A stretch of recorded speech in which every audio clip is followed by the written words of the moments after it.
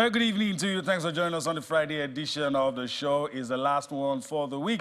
We promise to make it worth your while. I'm Yemi Adebayo. Of course, the Naija Super 8 will get us talking on the show tonight. The finalists have emerged. We'll talk about that as we go on. The not too palatable tale coming out of the FIBA AfroCan will also get our attention tonight on the show. We will talk some football and also take a look at the FIFA Women's World Cup. We will continue with our countdown to the prestigious tournament. So that's the outlook of the show. It's a two-man show. I'm not alone on the show tonight. My colleague, Austin, is suited and ready and all smiles. Sporty greetings to you, Yemi. Sporty greetings to everyone joining us on the show tonight. Still an action-packed world of sports right here at the Wimbledon Tennis Championship. We have our finalists for the men's single, and it's no other than Novak Djokovic and Carlos Alcaraz. I know we're going to have an interesting final on Sunday, but tomorrow we're going to have a new Wimbledon champion in the women's single and a new Grand Slam winner when Marketa Vondrousova will take on Africa's hopes. That's unstoppable Jabbar. I'm looking forward to that one. What a story Ons Jabbar is telling after reaching 2 consecutive finals last year at Wimbledon, last year at the US Open, and now she's in the final again. I want to see what sort of story she would tell us this time. Not a good news today when we were told that Nigeria has been stripped of that 4x100 meters relay gold that they won at the Birmingham Commonwealth Games. I was right there at the Alexander Stadium. I loved everything that happened, but it is what it is. That gold medal is gone.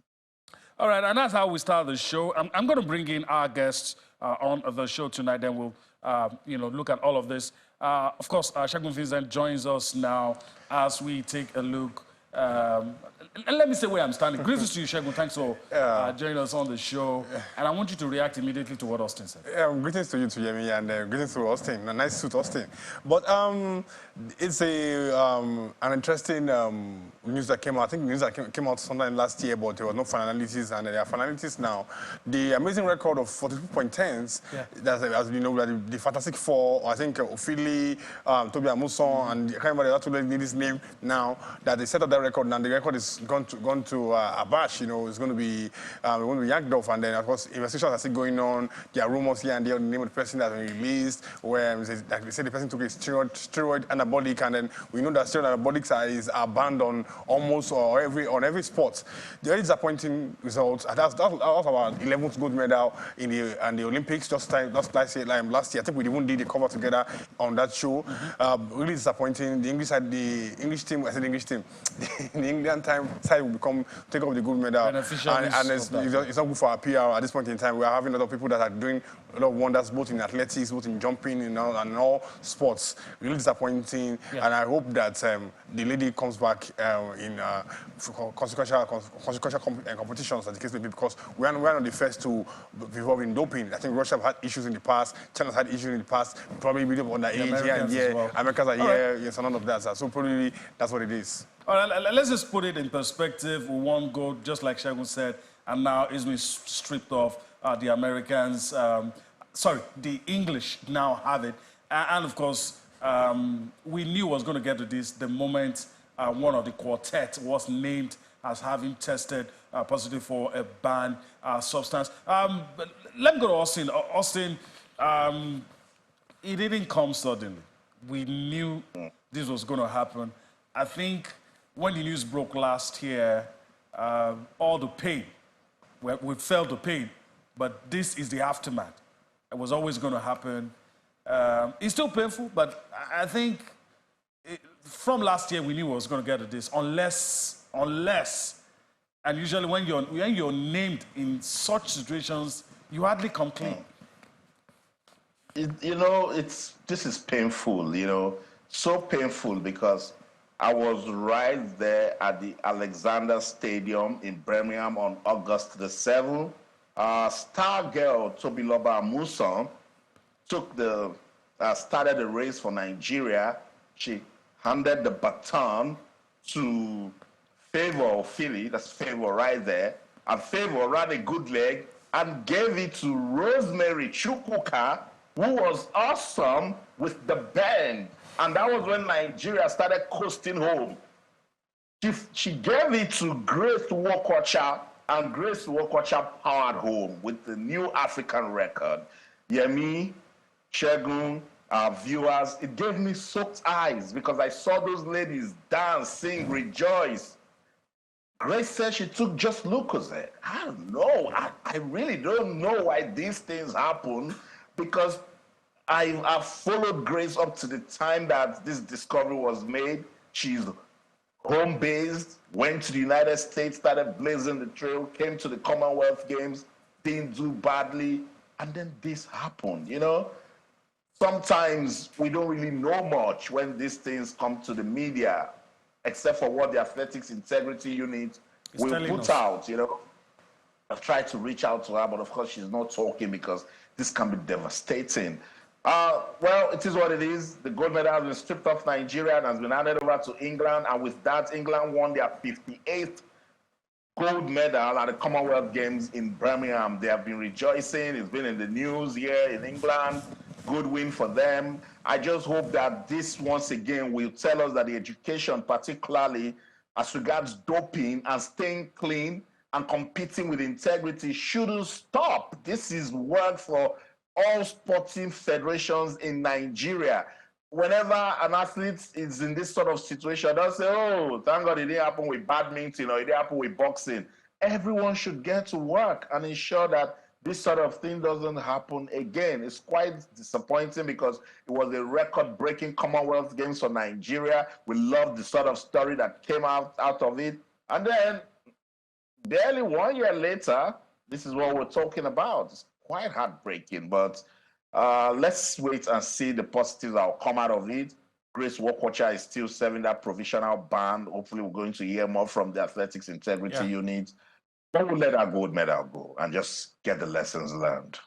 Yeah, very good one, Austin. The lessons learned. An American sprinter that a lot of us thought was going to come to the Tokyo Olympics and win the gold also got into this kind of situation. I think she said she was depressed, took something that wasn't original, that wasn't really on the banned substance list, but traces of the banned substance list got on when she was eventually tested. So I agree with Austin that sometimes you need information. You know, you might just take what you think is harmless, and then it contains traces that will, you know, get your performances challenged or cancelled and a whole lot of things. So there's more to come, and hopefully we will have learned our lessons, which is very, very important. All right, guys, let's go on the show. Let's move on and talk about something that I don't find too palatable.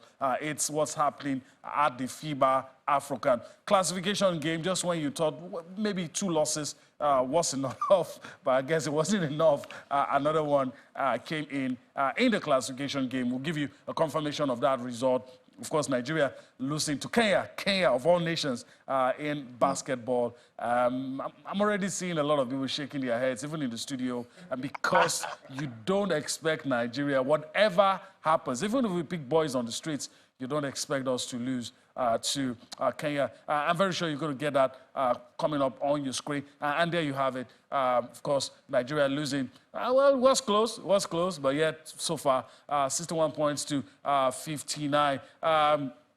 Shegun, let me get your thoughts quickly on the FIBA AfroCan. We didn't prepare well. That was obvious. But even at that, did you expect us to be losing to some of the countries we're beginning to see us lose to? No, at all. Even this particular game, I think we led in the first quarter, led in the second quarter, led in the third quarter. I think on the fourth quarter, I think we lost our concentration. Yeah, some fine margins. I think on concentration, probably maybe inbound shots, probably maybe downtown rebounds, defense, all those. I think that's where we made a mistake. But you need to understand that I'm looking at our coach. our coach himself, looking at Coach Ogu, I think he has won the league with River Hoop, I think 3 times or 3 or 4 times. I believe that he had that lot of experience. He has been in the setup since 2019. I didn't expect us to even if we are going to lose, not against all these funny sides. Please respect to Kenya and the other side that they've lost to, but I believe that Nigeria is a better side than when it comes on ranking in FIBA in basketball in Africa and both in the world. And it's really disappointing. And we have a tournament coming up. Pre-FIBA coming up in Lagos later in the year. Later in the year, I believe that probably can bounce back on that tournament and probably get the wins, because in the recent times in basketball, when it comes to national basketball, we have not really been having this bit of yo-yo kind of up and down. And I think at this point in time, after the whole shenanigans that happened in the years past with the whole federation issue and all of that, I think we have come back. We are doing things, team differently. We have started doing a lot of things, and here and there. But this shouldn't be happening. This shouldn't be. At least we need this to for us for appeal. Secondly, for confidence. Thirdly, for new players that come in. We have a lot of players coming and going out. At least can give them a lot of confidence, because it isn't happening with players being interested to want to play for us anymore. We know that it is getting players to play for the basketball itself. Not to talk about football now. So these are the issues we need to look at, and hopefully, maybe they can amend things and work things together, because at the end of the day, everything like that falls on the coach's desk. All right, everything falls on the desk of the coach. All right, I mean, I have to turn to Austin. That's the next thing I have to do. Also, we're going to listen to the coach later on, and I'm impressed with his analysis. I'm not impressed that we lost, but I'm impressed with his understanding of the game, and I respect that in any manager. I mean, something happens, you're able to tell us, this is why it happened, these are the reasons, but I'm still not happy that we lost. But your thoughts, I know you've been very critical of how we assembled our team. You wonder if we learned our lessons at all. No, come on, man. I haven't been critical. I've been factual and truthful about the state of basketball in Nigeria. And I've been warning you guys right from 2020. I said, do not expect anything from basketball in Nigeria. This competition is built to develop league basketball in Africa. What's the state of league basketball in Africa? I told you, go see what DR Congo they are doing for league basketball. People aren't messing around. We should stop playing, People in leadership of basketball in Nigeria, I keep saying it, that they do not care because it doesn't affect their careers as administrators. These are the guys that will struggle, And yesterday, before we left the show, you remember I had to read the result against DR Congo. So persons who were thinking, oh, by the way, they can scrap through. No, it is what you sow, you reap. And then today they lost to Kenya. Kenya won the first quarter 20-13. So that's 7 points gap already. So it was even them that were a bit complacent. In the second quarter, Nigeria won 18-13, 5 points difference. Third quarter, Nigeria won 13-11, 2 points difference. And then in the final quarter, Kenya sealed it, winning the first quarter 17-15. We're the winners, So this is an all-around shambolic performance by Nigeria, and we know the reason why. Where you fail to plan, you have planned to fail. Let's listen to the coach and the player and get some reactions from that defeat to Kenya.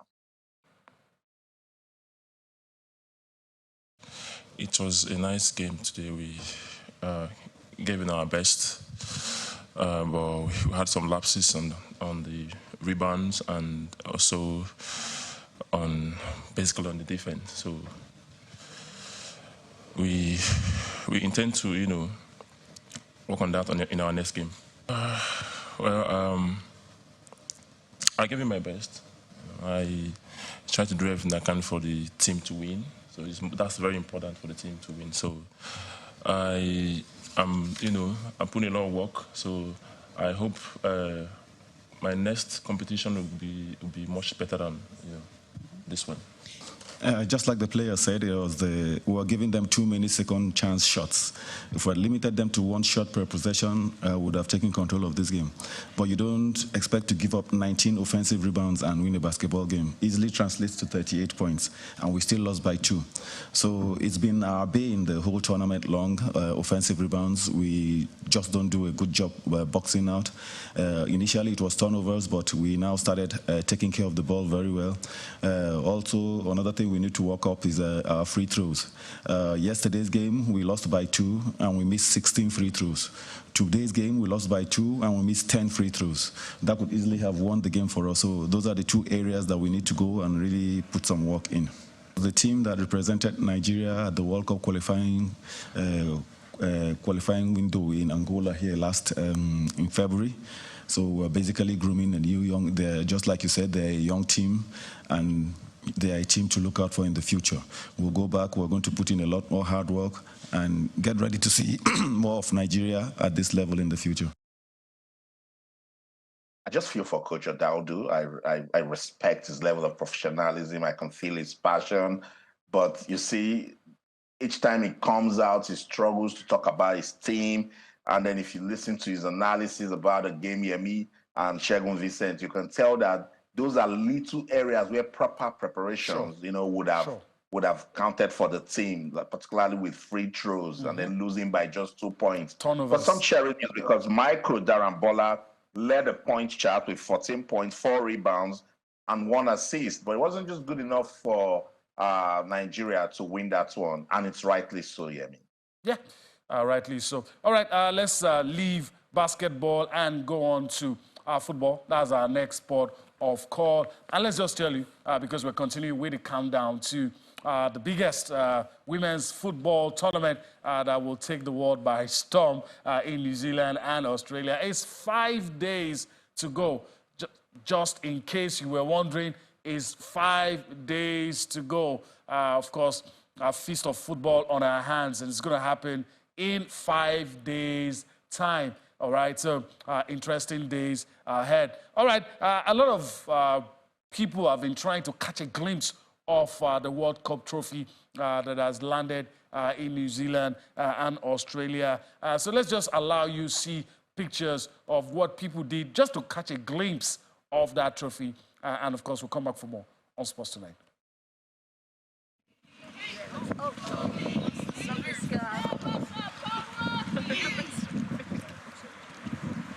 Three, two, one, go. Oh, so they did touch it. One's not on here. 1, 2, 3, 4. Can they get?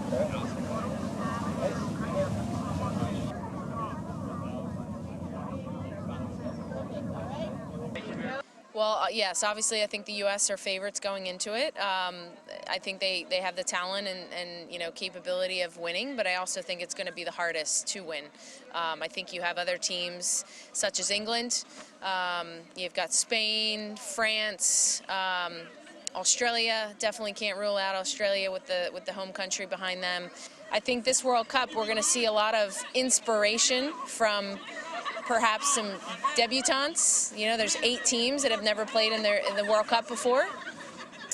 So I think it's just going to be really exciting. I think the one theme is a lot of teams have been battling some key injuries going into this tournament. So whatever team can stay injury-free throughout the tournament and come together and peak at the right moment is ultimately going to be the team that lifts that trophy. There's 32 teams that are going to be a part of this World Cup. That's the first time ever. And I think when you look at that, some may argue, well, there's going to be some lopsided score lines. I don't necessarily think that there's going to be. I think that it just opens up just so many more possibilities for different countries, for them to inspire others, inspire girls, young girls to get involved in the sport of football, to believe that they can achieve anything they want. And so I think the possibilities of this World Cup is just going to be the biggest, the best, the most competitive, and just continue to elevate it. All right, of course, hundreds of people in Wellington trying to catch a glimpse. And of course, you listen to Carly Lloyd She's married now, but of course, a lot of people still call her with the maiden name, and that's more popular than the name she bears now. Retired American footballer, and she said that there probably will not be too many, basketball results. Do you think you're going to have that? You have 8 debutants in this tournament. Do you think we're going to see those high-scoring, lopsided matches? Do you think? We're going to have probably yes, probably no, probably not. But the reason is because there's an involvement, or more like it's not called the way footballers involved, both for men and women. So of course, so that is the tactical awareness, statistics, everything, information, exposure, everything is all available to everybody now. It now depends on how you use it and the materials that you have. A coach is only as good as the players that he has. So I believe that even if there won't be, so maybe only one. Of course, we have the more like what I call the bonanza guys, the guys that will do the promo, but we can't take that out of the tournament every tournament. So it's one that will do the promo. But let's see. You know what? Let's keep that train of thought. We need to go on a break right about now, but you can take Shegun's walk to the bank. He said there will be no whipping girls. Okay, we'll see when the tournament starts in 5 days' time. Let's go on a break now. When we return, still so much for you on Sports Tonight.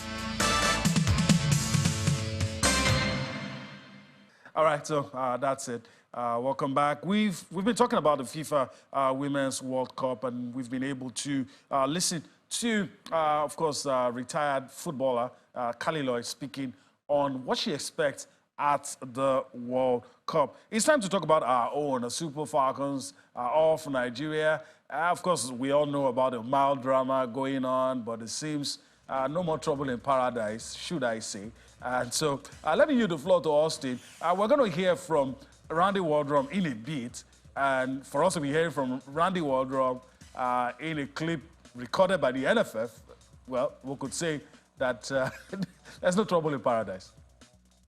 Yeah, I mean, the NFF media team, they need to do their job. Shout out to Oluchi Tobex, the media officer of the Super Falcons. She has to, do a bit as a journalist to get information out there that we can, pass on to different audiences. But it's good to hear Randy Waldrum concentrate, talk about his players other than the NFF, because he totally forgot the assignment. That is just 5 days to go, and that was when we're about 10 days to go, he decided to address the NFF instead of, stay focused, keep eyes on the prize, and, look at his team and see ways that he can impress at the competition.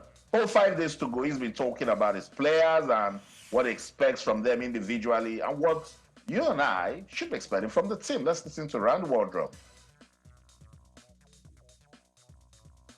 Well, today's session is the game day -1, so the day before match, which we'll play tomorrow morning. So it's just a lot of some technical work at the beginning, and then we did some breakout play, working on a little bit of our countering, and then everything was set piece. It was a set piece day, just going through all defending corners, attacking corners, free kicks, that kind of thing. So it's a short, sweet session. Not high intensity, but the things that you always would normally do the day before a match. Well, as I said last week, I'm happy with the way training has gone. I think every day the effort has been there from everyone. I don't know that I could single out any players particularly that's been better. I think they've all been good, but I think Ifeoma has looked really fit and sharp. Michelle Alozie has looked really sharp and fit, which you would expect. They're in the middle of their seasons. I think a young player like Deborah has looked really good in training as well.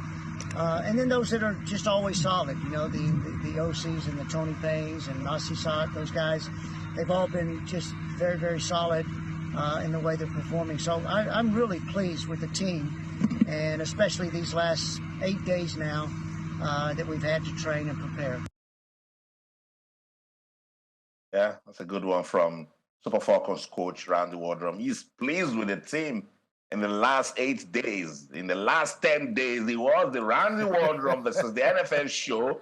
So we didn't get to hear much about the team, but now I snap back to reality. Although Yemi with his way, both hands were at his back. It looked like he was forced to do the video.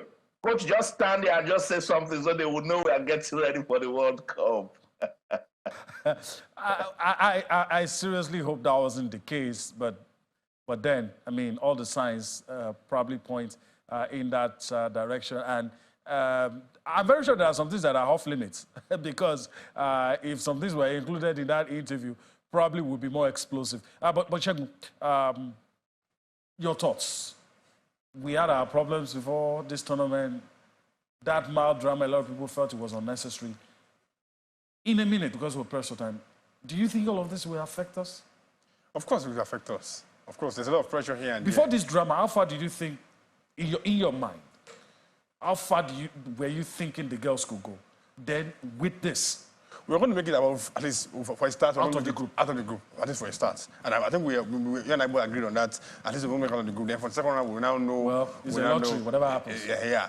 But now with this one, now the pressure here and there, it's slightly coming at the wrong time. Just a week, I think, a week before the tournament. It's going to be a lot of pressure on the coach, a lot of pressure on the players. How we sure the coach is going to give it 100%? How we sure players going to give it 100%? There are issues on the players in the time past. Now I want the coach again. And for what is what, will the coach win after the tournament? This is another issue again because speaking against what is going on now, there's no likelihood of that happening. Are they going to harness things? Are they going to sort it out? These are issues that are going to the more the time goes, the more the thing gets, and the thing gets more exposed. We cannot be it seems that every arm of our sport there seems to be one one shenanigan going on here and there, and it's not nice for us. It's not helping us for our players. It's not helping us for the players. It's a lot of pressure here and there. It's a lot of pressure here, pressure to what, like they say, but, on the streets. On the streets. Okay, all right. There's pressure, but of course we have a job to do. Let's take a look at Group D. That's our focus tonight. We look at the teams in Group D, then of course we get our thoughts in Group D. And I'll go to the screen now and just, take you through the teams in Group D. You have England, Denmark, China, and Haiti in Group D. And let me just go to Austin. If he has a crystal ball, and just look at that crystal ball. But I know one team you won't pick, and that's 80. But for the others, I'm very sure between, probably pick the Lionesses and any other team. I don't know. Yeah, because it is what it is. You can't take away the English team from, your picks.